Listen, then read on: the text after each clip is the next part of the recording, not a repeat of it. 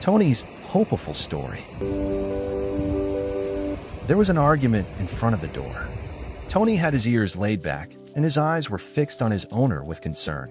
The man spoke in a harsh voice. "I don't want this dog anymore. I don't want this dog anymore." Just then, footsteps were heard from inside. Emily, Sarah, and Leo quickly ran to the door. "No, Dad, please," Emily said, her eyes filled with tears. Sarah hugged Tony. "How could you do this to him?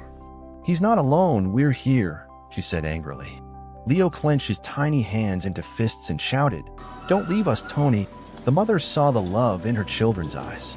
She turned to the father and said, "We can't leave him, he's become part of our family," in a soft but determined voice. The man took a deep breath. He couldn't stand his children's determination. Finally, he nodded. Tony would stay. The little dog rushed towards the children, wagging his tail like crazy. It was as if he was thanking them. The children hugged him happily. At that moment, the fear in Tony's eyes disappeared. He was safe now. It didn't take long for Tony to get used to the house. She was now happily running around the garden and playing with the children. But after a while, Tony's behavior started to change. Her belly was growing, and she needed to rest frequently. The mother decided to take her to the vet. And then came the big news. Tony was pregnant. Months later, one night Tony became restless. The family waited by his side until morning. And finally, exactly 10 little puppies were born. They snuggled up to their mother with their small, trembling bodies and opened their eyes to the world. The house was now even more lively than before. As the puppies grew, they ran everywhere, made mischief, and tried to explore everything.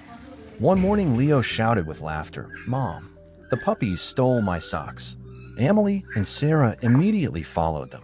"Wait for us, little naughty ones." They ran around the living room shouting. That day, their mother could not resist, and the family declared a big cleaning day. "Okay, everyone. Today, everyone gets a job," said the father.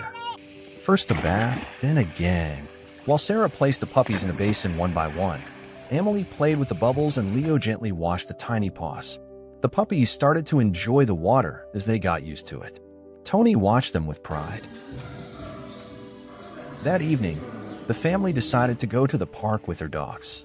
As the sun was slowly setting, hustle and bustle began on the grass. The children and puppies were running around together, playing ball. Leo shouted happily, "You can't catch me." In an instant, all the puppies were after him. Laughter and barking echoed in the air as their little paws touched the ground. The mother and father sat on the bench and watched happily. "It's a good thing we didn't leave Tony behind," the mother said with a smile. The father nodded. "Look, they're one of us now. We're a real family." When the first light of morning hit the porch, Tony and her puppies were lying side by side in the garden. The children were hugging her, smiling lovingly. Tony was gently licking her puppies, her eyes closing peacefully. She was no longer alone. The family continued to live every moment with their dogs to the fullest. They went on picnics, ran on the beach, rolled in the snow in the winter, and laughed. Every day was filled with love, play, and happiness. Tony and her puppies continued to grow in this loving family. There was no more hunger, cold, or loneliness. There was only love, a warm home, and endless happiness.